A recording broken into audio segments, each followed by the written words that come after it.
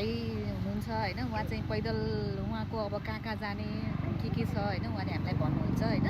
आज चाहिँ हाम्रो जानकीजीको नगरमा उहाँ आउनुभएको छ हैन।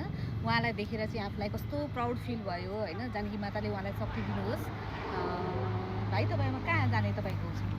मेरो चाहिँ मैले पशुपतिनाथदेखि सुरु गरेको, पशुपतिनाथदेखि सुरु गरेर केदारनाथ गङ्गोत्री भएर फेरि पशुपति ब्याक आएर जल चढाएर अब चाहिँ फेरि जानकी मन्दिर आएँ, दर्शन गरेँ। अब फेरि पाथी भएर जाँदैछु। पाथी भएर पछि चाहिँ अब साउथ एसियाको लागि साउथ एसिया? हजुर, साउथ एसिया। ए, अनि तपाईँ पैदलै हिँड्नुहुन्छ? हजुर, पैदलै हुनु। आज कति दिन भयो तपाईँ यसरी हिँड्न थाल्नुभएको? तपाईँले स्टार्ट कहिले गर्नुभएको? मैले स्टार्ट गरेँ आज 128 दिन भयो। 128 दिनमा तपाईँ जनकपुरसम्म आइपुग्नुभयो। अब भाइलाई भेटेर हामीलाई खुसी पनि लाग्यो होइन। उहाँ चाहिँ प्रत्येक मन्दिर तीर्थस्थलहरू घुमेर चाहिँ उहाँले चाहिँ अब देशमा मात्रै भएर बाहिर पनि जान खोजिरहनु भएको रहेछ होइन।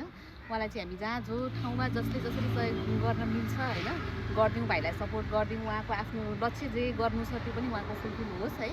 धन्यवाद।